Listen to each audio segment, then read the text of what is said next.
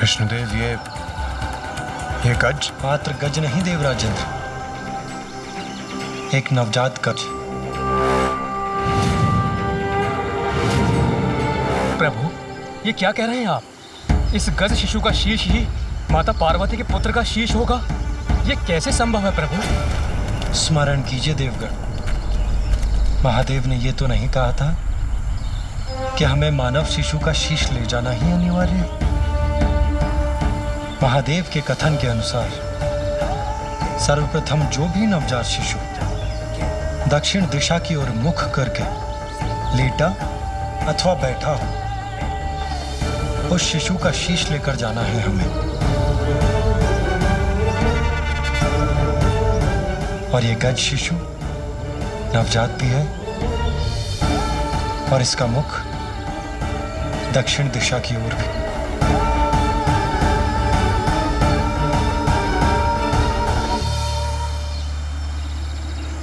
विष्णुदेव, ये गजमाता भी तो माँ है।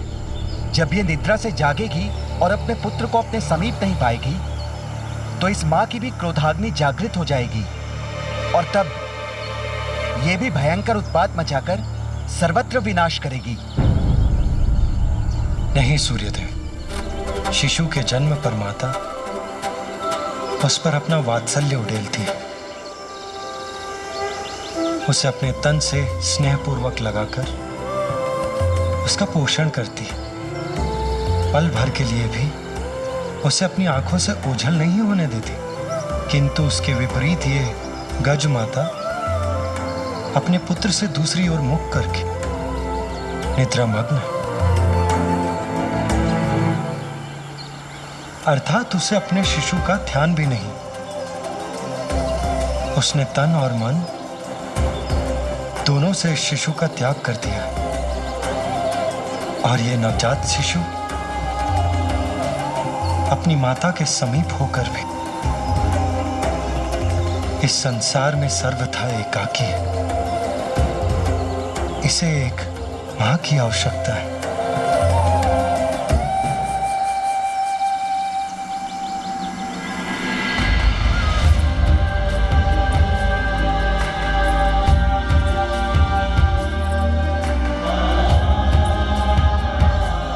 और वहां एक अन्य मां अपने पुत्र के लिए व्याकुल है।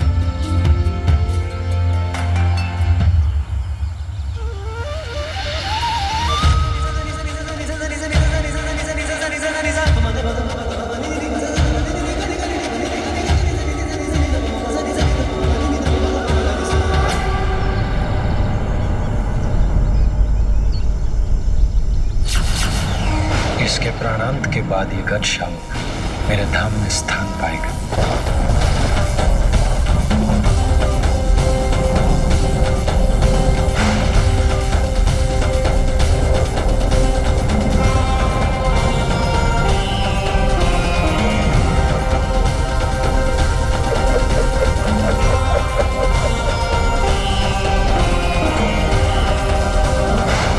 ये पाश किसका है और कौन है जो इस शिशु को बांधने यहां तक पहुंच गया?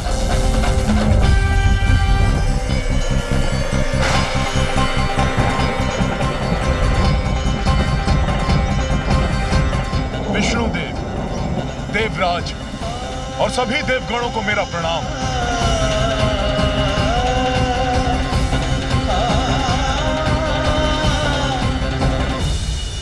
प्रणाम यमराज। किंतु आप और यहां, आपके यहां आने का क्या प्रयोजन है? देवराज, मैं यहां अपना कर्तव्य निभाने, इस गज शिशु को मृत्यु प्रदान करने आया हूं। किंतु यमराज, महादेव ने तो हमें आदेश दिया है कि दक्षिण की ओर जिस नवजात शिशु का मुख हो उसका शीश हम उनके पास पहुंचा दें, जिसके अनुसार ये गज शिशु उनके लिए सर्वथा उपयुक्त होगा। यही तो महादेव की लीला है। इस गज शिशु को मात्र 1 दिवस की अल्पायु प्राप्त है। यमराज उसे मृत्यु देकर और हम इसका शीश लेने एक साथ यहां पहुंचे। अर्थात महादेव की ये इच्छा नहीं है कि हम किसी शिशु की आयु छीनकर उनके पुत्र को शीश प्रदान करें।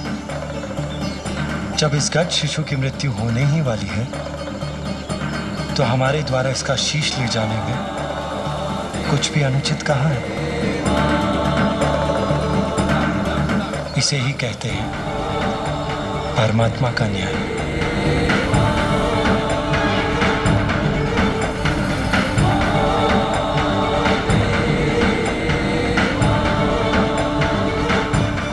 हे श्री हरि, आपके द्वारा इस गज शिशु के शीश को ले जाने के पूर्व मुझे इसके प्राण ले जाने की अनुमति प्रदान करें।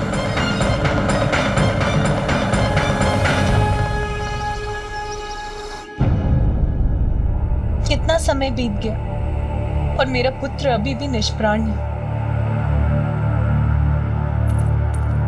स्वामी,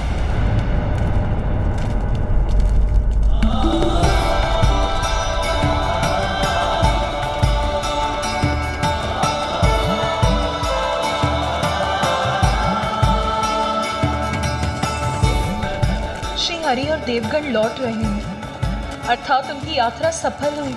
अब पुनः पा सकूंगी मैं अपने पुत्र को।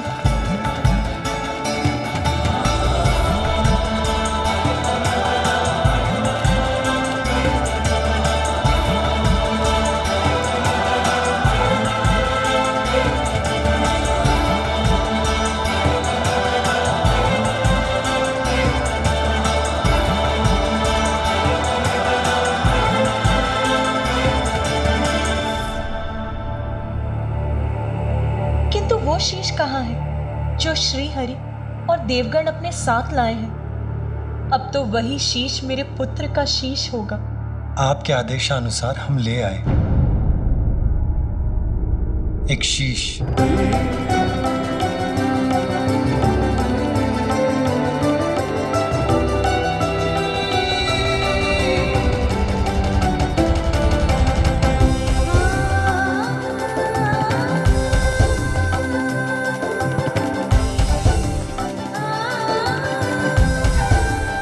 सूर्यदेव इस शीश को लेकर उस गुफा के भीतर जाए जहां हमारे पुत्र का पार्थिव शरीर स्थित है।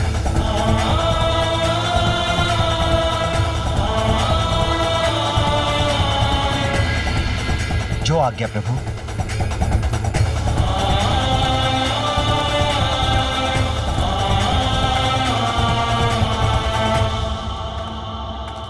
प्रभु, मुझे अभी भी एक शंका है। हम नवजात शिशु का शीश तो ले ही आए, किंतु उसे आपके और माता पार्वती के पुत्र के धड़ से कौन जोड़ेगा प्रभु? इंद्रदेव देवराज होने के नाते इस प्रश्न का उत्तर तो आपको भी ज्ञात होना चाहिए। ये कार्य अश्विनी कुमार करेंगे देवराज। आपको तो ज्ञात ही है, वो अत्यंत निपुण शल्य चिकित्सक हैं। क्यों, उचित कह रहा हूं ना मैं? जी प्रभु। देवराज इंद्र को तो अवश्य ज्ञात होगा जब अश्विनी कुमारों ने ऋषि दधंग का शीश उनके धड़ से विलग करके उसे पुनः उनकी देह से जोड़ दिया था। ऋषि दधंग को ब्रह्म विद्या का गूढ़ ज्ञान प्राप्त था कि वो वैदिक विद्या है जिससे देवता देवत्व के चरम तक पहुंच सकते हैं। देवराज इंद्र ने उनसे यही विद्या सीखने का प्रयास किया। मैं देवराज इंद्र हूँ और मैं यहाँ आपसे ब्रह्म विद्या सीखने आया हूँ, इसलिए ये विद्या मुझे सिखाने की कृपा करें। देवराज, ये विद्या तो केवल उन्हें ही सिखाई जा सकती है जो किसी भी अवस्था में इसका कोई दुरुपयोग ना करें। आप देवराज अवश्य हैं, किंतु मुझे यह विश्वास नहीं है कि ये विद्या आपको सिखाना संसार के हित में होगा। ऋषिवर, आपने देवराज इंद्र को यह विद्या सिखाने से मना किया। अगर यह विद्या मुझे प्राप्त नहीं हो सकती तो किसी और को भी नहीं दी जा सकती। ज्ञात रहे, यदि आपने अपने इस मुख से अपनी यह विद्या किसी और को सिखाई तो उसका भीषण परिणाम झेलने के लिए तैयार हो जाइए। मैं आपके शीश को आपके देह से विलग कर दूंगा। किंतु ऋषि दधंग ने इस विद्या को देवराज को देने से मना कर दिया, किंतु उसके कुछ समय पश्चात ही अश्विनी कुमार ऋषि दधंगे से ब्रह्म विद्या सीखने के लिए पहुंचे। ऋषिवर, प्रणाम ऋषिवर। ऋषिवर, हम अश्विनी कुमार आपसे ब्रह्म विद्या सीखने के लिए आए हैं। इस विद्या का ज्ञान हमें हमारे कार्य में और कुशल बना देगा। यदि आपने अपने इस मुख से अपनी यह विद्या किसी और को सिखाई तो उसका भीषण परिणाम झेलने के लिए तैयार हो जाइए। मैं आपके शीश को आपके देह से विलग कर दूंगा। देवराज की चेतावनी को मुझे इन्हें संकेत द्वारा ही बताना होगा। आप किसी भी प्रकार की चिंता ना करें। हम शल्य चिकित्सा में इतने निपुण हैं कि शरीर से विलग कोई भी अंग को जोड़ने का सामर्थ्य रखते हैं। इस प्रकार ऋषिवर अपने मुख से अश्विनी कुमारों को ब्रह्म विद्या का ज्ञान नहीं देंगे, और यदि देवराज इंद्र कुपित होकर उनका शीश विलग करते भी हैं तो वो मात्र। किंतु देवराज इंद्र को इसकी सूचना प्राप्त हो गई और वो इससे अत्यंत कुपित हो उठे कि उनकी चेतावनी के बाद भी ऋषि दधंगे ने अश्विनी कुमारों को ब्रह्म विद्या सिखाने का साहस किया। ऋषि दधंगे!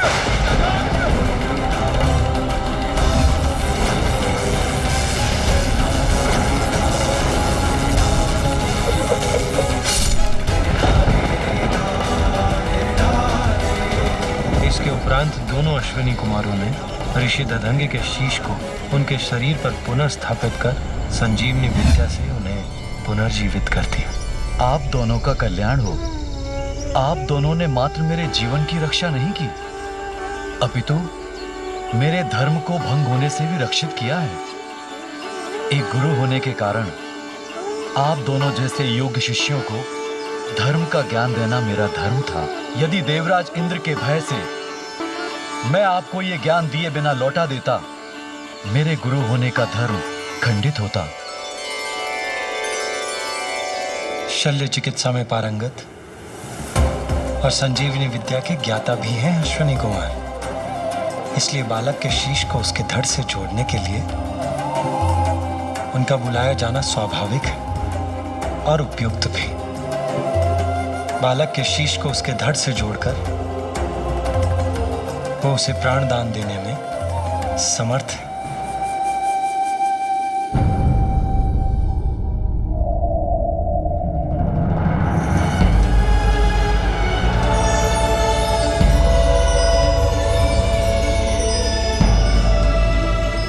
प्रणाम त्रिदेव।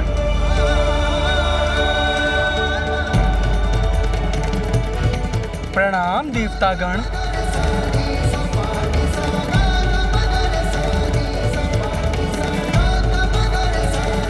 अश्विनी कुमार, मेरे कहने पर विष्णुदेव, इंद्रदेव एवं अन्य देव एक नवजात शिशु का शीश लेकर आए हैं। आप औषधियों के देवता हैं, इसीलिए आप ही मेरे पुत्र के तन से इस शीश को जोड़ने में सक्षम हैं। ये हमारा सौभाग्य होगा महादेव। अब आप अपना कार्य आरंभ करें।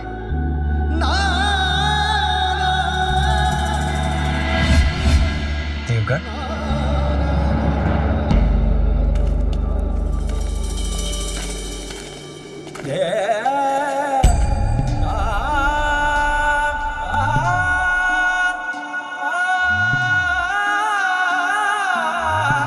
निश्चिंत रहो पार्वती, कुछ ही समय में तुम्हारा पुत्र पुनः तुम्हारे साथ होगा।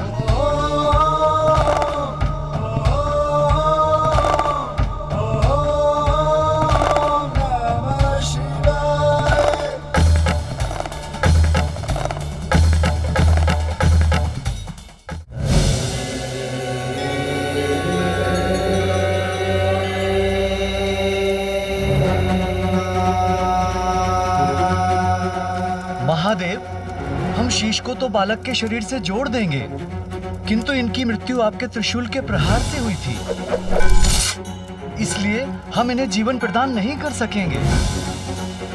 इन्हें प्राण देकर पुनर्जीवित तो आप ही कर सकते हैं प्रभु।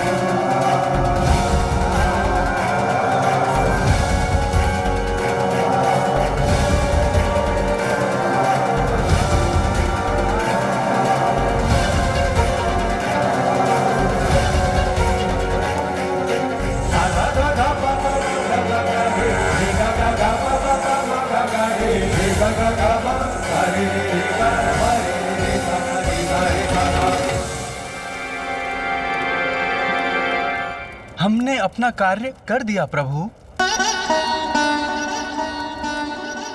अब मैं बहुत विचलित हो रही हूं। मैं अपनी दिव्य दृष्टि से भीतर देख सकती हूं, किंतु स्वयं देखने पर मैं अत्यंत व्याकुल ना हो जाऊं। देवी सरस्वती, क्या आप मुझे देखकर बता सकती हैं कि वहां क्या हो रहा है?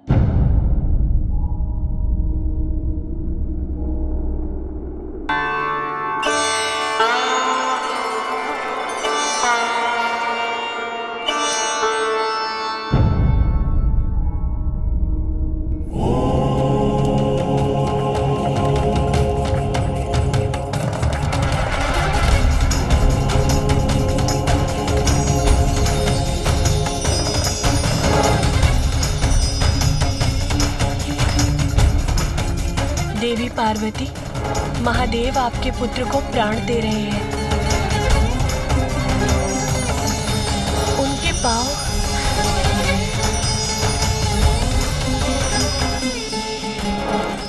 और अब उनका उदर जीवन से स्पंदित हो रहा है।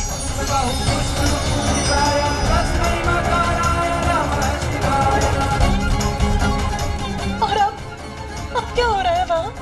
अब उनके हाथ और उनकी भुजाएं, उसमें भी जीवन का संचार हो रहा है। और बताइए ना, अब क्या हो रहा है वहाँ? और अब उनकी ग्रीवा क्रियाशील हो रही है।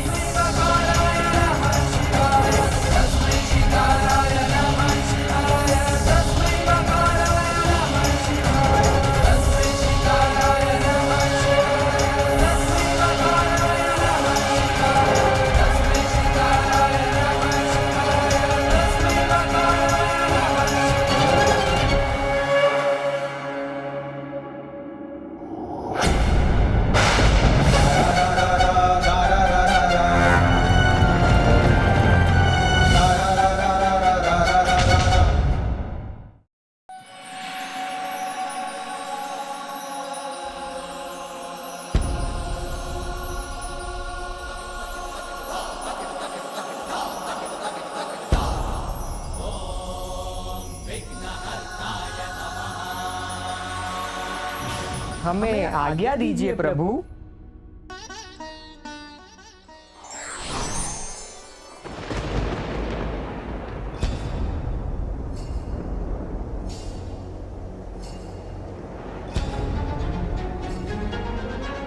ज्ञात नहीं पार्वती की क्या प्रतिक्रिया होगी जब वो अपने पुत्र को इस नवीन शीश के साथ देखेगी।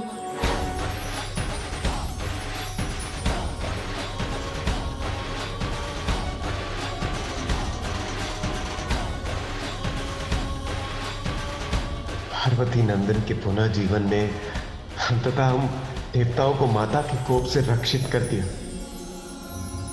मेरे पुत्र को इस बार मैं स्वयं से दूर नहीं जाने दूंगी। स्वामी, स्वामी।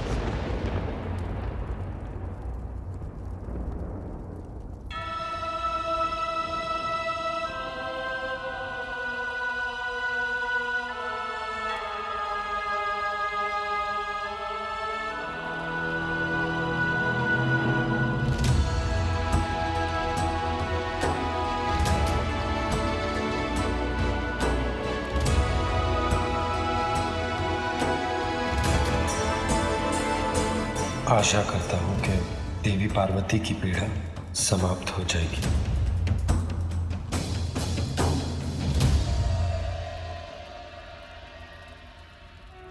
माँ।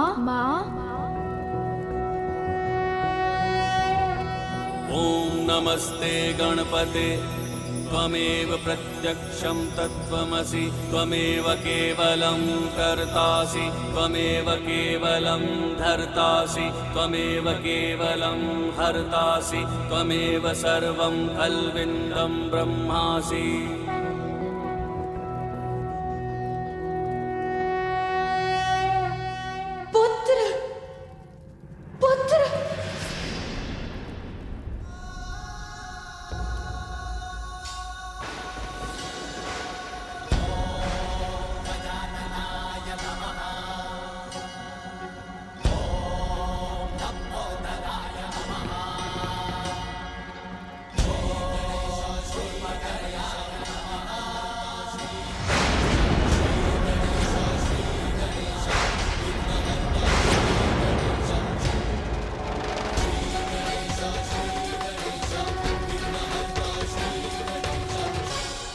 कौन है ये बालक? माँ।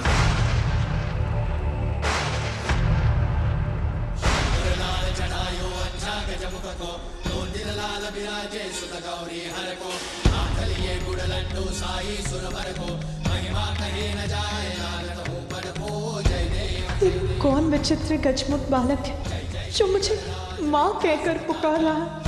ये तो मेरा पुत्र नहीं।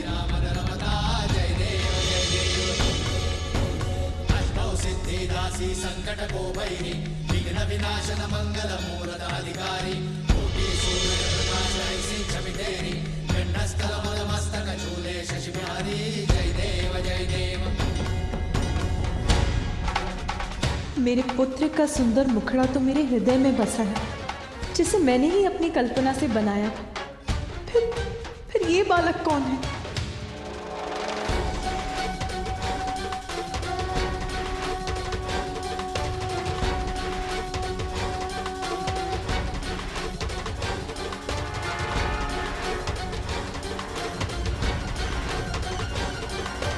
माँ।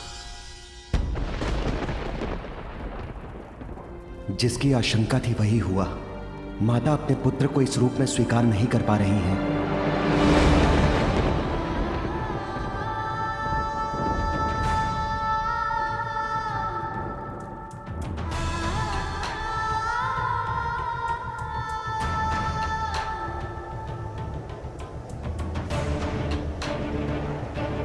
देवी पार्वती इस प्रकार लौट क्यों गई? क्या हो गया है उन्हें?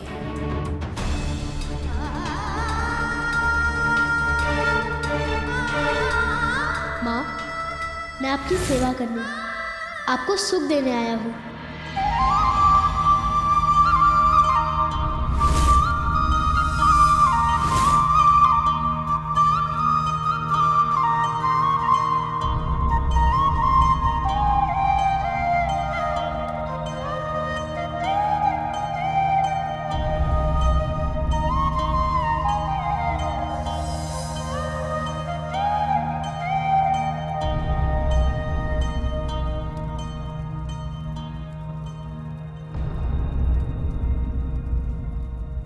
स्वामी,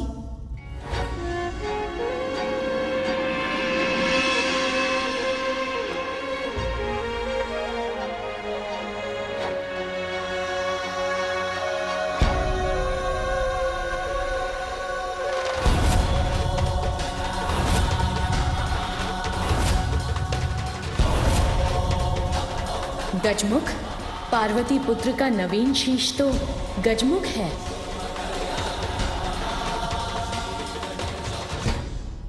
नहीं नहीं, ये अवश्य स्वामी की कोई लीला है।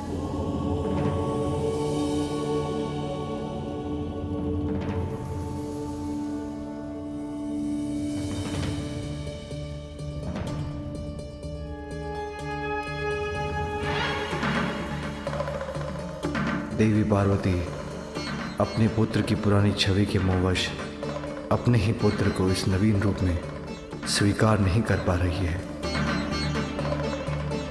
किंतु अपनी मां के मुंह फेर से इसके कोमल हृदय को आहत होने से बचाना होगा। पुत्र, तुम कुशल तो हो ना?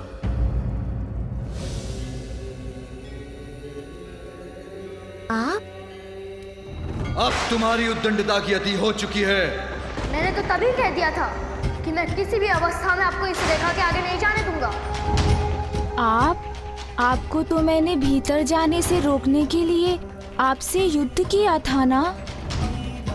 माँ का आदेश था कोई भीतर नहीं जाना चाहिए और मैंने उन्हें वचन दिया था। मैं स्नान करने जा रही हूँ, स्मरण रहे किसी को भी भीतर मत आने देना। मैं वचन देता हूँ माँ, किसी को भी भीतर आने नहीं दूंगा।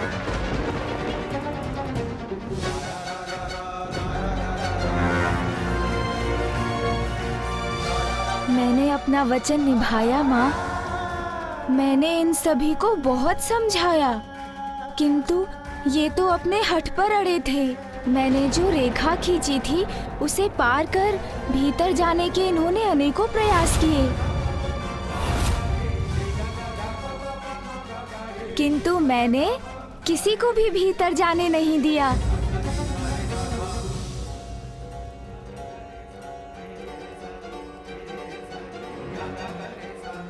जब आपने मुझे कहा था कोई भीतर नहीं आना चाहिए, तो फिर कैसे जाने देता मैं इन्हें?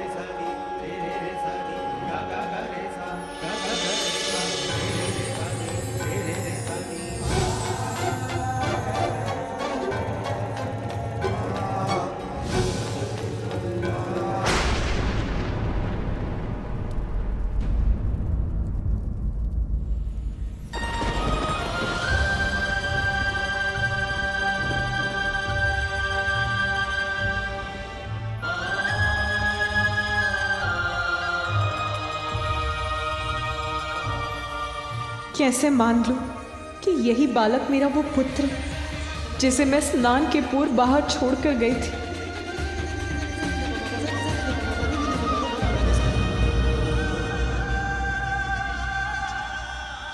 पुत्र, तुम जिनसे युद्ध कर रहे थे वो सभी तुम्हारे अपने ही थे, किंतु अहंकारवश तुम किसी को पहचान ही नहीं सके। मुझे देखकर मेरा उपहास कर रहे थे, किंतु तुम मेरा वास्तविक परिचय नहीं पा सके, नहीं देख सके। इस जगत के रोम रोम में व्याप्त हूं मैं। तुम्हारा पिता हूं, तुम्हारा पिता हूं, तुम्हारा पिता हूं, तुम्हारा पिता हूं, तुम्हारा पिता हूं।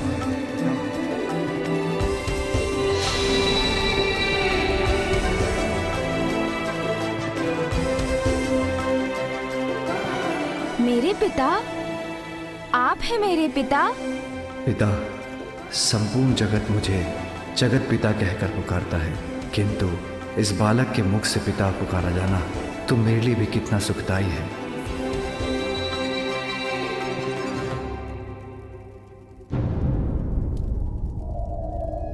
प्रणाम पिताश्री। आयुष्मान भव।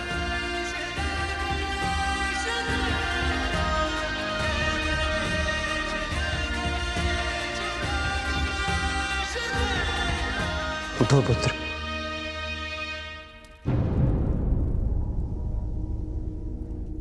आप ही मेरे पिता हैं, ये आपने मुझे तब क्यों नहीं बताया पिताश्री?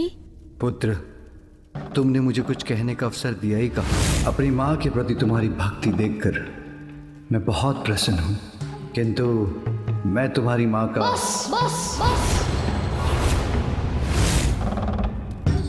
तब तो तुमने मुझे अनसुना कर मेरा अपमान किया। मेरा ही नहीं, संसार के रचयिता ब्रह्मदेव और जगत के पालनहार विष्णुदेव का भी अपमान किया। हमसे व्यर्थ संघर्ष मत करो। मुझे जो करना है वो मैं करके ही रहूंगा। चले जाइए यहाँ से। संसार के सभी क्रियाकलापों के संरक्षक, धर्म कर्म में सहायक सभी देवताओं का अपमान कर उन पर भी आक्रमण किया तुमने। इंद्रदेव, वायुदेव, अग्निदेव, कुबेर, वरुण देव, सूर्यदेव, यमराज, नागराज, वासुकी, इन सभी पर अपनी माता से प्राप्त शक्ति का दुरुपयोग किया तुमने।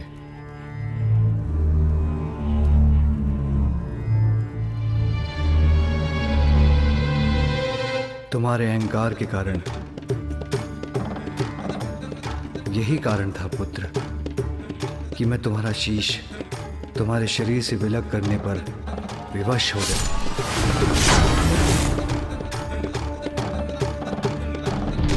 और अब तुम्हें एक नवीन शीश प्राप्त हुआ है। नवीन शीश अर्थात मेरे अहंकार के कारण मैंने सभी को कठिनाई में डाल दिया और पिताश्री को मुझे एक नवीन शीश देना पड़ा।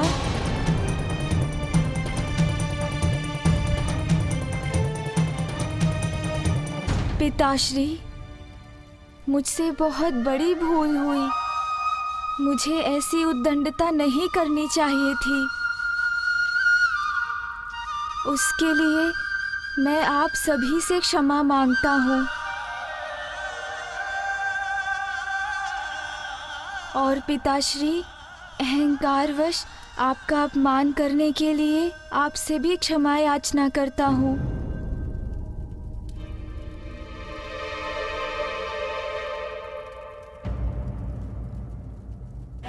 तो क्या इसलिए माँ मुझसे इतनी कुपित है? माँ की दी हुई शक्ति से पिताश्री के मान को ठेस पहुंचाने की उद्दंडता जो कर बैठा। किंतु माँ देखिए ना, अब तो मैं उद्दंड भी नहीं रहा। अपना अहंकार भी त्याग दिया मैंने और जो भूल मैंने की उसके लिए सभी से क्षमा याचना भी कर ली। अब आप भी मुझे क्षमा।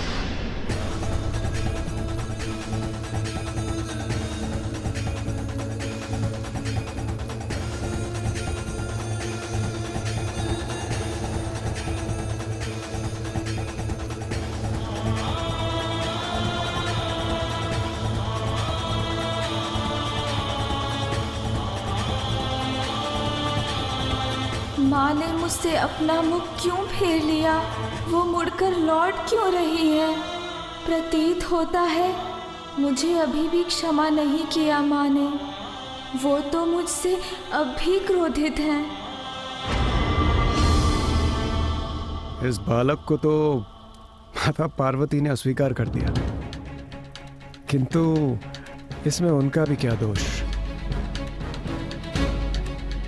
प्रश्न तो ये उठता है, क्या इस गजमुखी बालक का किसी भी माता द्वारा स्वीकार किया जाना संभव है? असंभव।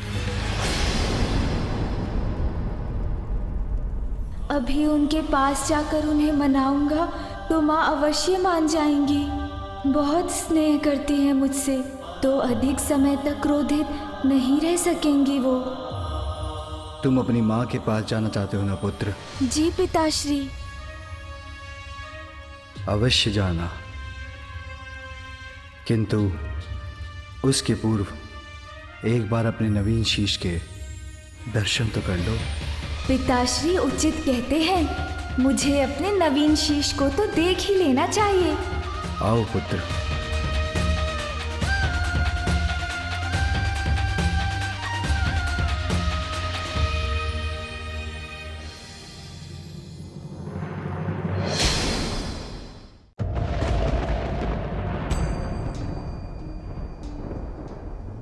इस सरोवर के जल में अपना प्रतिबिंब देख लो।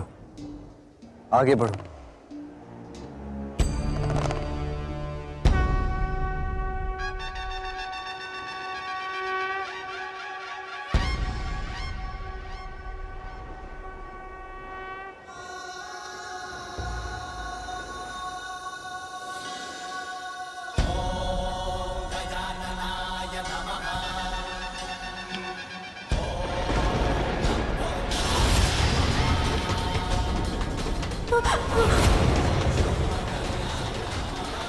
ये क्या हो गया?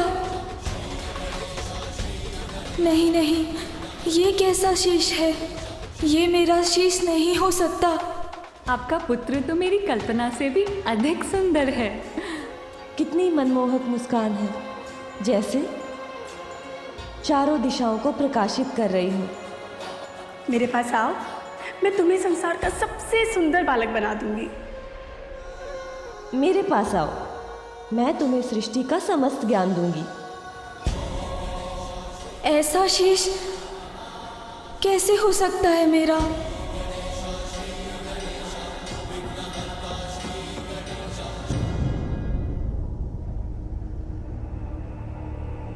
मेरा ये मुख पृष्ठ, मेरे ये बड़े बड़े कान और ये सूंड तो गज धारण करते हैं ना पिताश्री।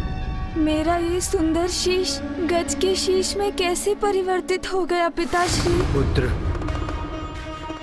मेरा त्रिशूल अहंकार का नाश करने में कोई भेद नहीं करता। तुम्हारे मस्तिष्क पर अहंकार हावी हो गया था। वस्त्र के स्थान पर पशु चर्म से अपना तन ढकते हैं। रहने के लिए कोई घर नहीं, नाम पूछो तो कहते हैं सभी नाम मेरे हैं।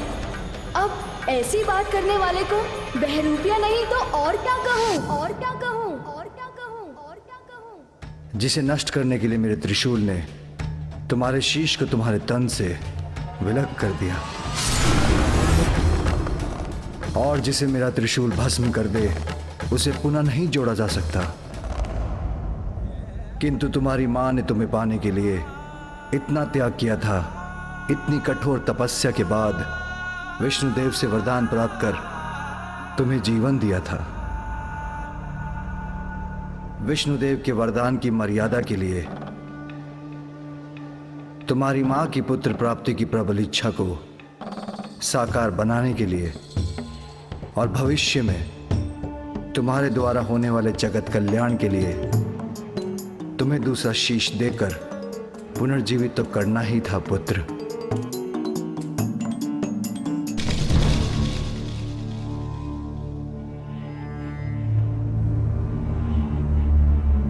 किंतु उसके लिए हमें गज शिशु का ही शीश प्राप्त हुआ। अपनी माँ के लिए तो मैं संसार का सबसे सुंदर बालक हूँ। ओह, समझ आया। मेरे इस नवीन रूप के कारण ही मुझसे दूर हो रही है माता। पिताश्री, माँ को तो मेरा वो पिछला रूप ही प्रिय है। अब मैं उनका सुंदर पुत्र नहीं रहा, इसीलिए वो मुझसे बात किए बिना, मेरा अभिवादन भी स्वीकार किए बिना, मुझे देखे बिना, कुछ कहे बिना ही लौट गई। नहीं पुत्र, माता के हृदय में संतान के प्रति आघात स्नेह रहता है पुत्र। तुम्हारी माता भी अपने पुत्र से अपार प्रेम करती है, और तुम्हारे शीश में परिवर्तन होने के बाद भी तुम उनके वही पुत्र हो। विश्वास रखो,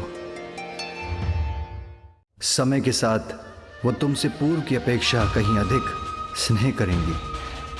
वो तुम पर अपना संपूर्ण वात्सल्य उड़ेलेगी।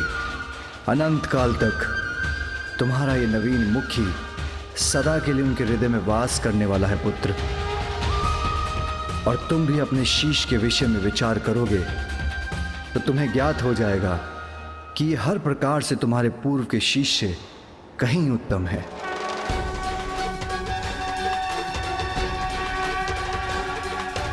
उचित है पिताश्री, मैं अवश्य विचार करूंगा। मुझे आशीष दीजिए।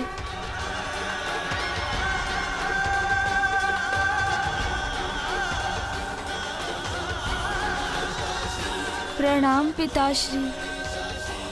आयुष्मान भवा। पिताश्री, यदि आपकी अनुमति हो तो मैं अब जाकर माँ से मिल लूं? अवश्य। जीवन समर्पित है तुझको माता, सांस सांस अर्पित है। अब मुझे अपनी माता को मनाना ही होगा।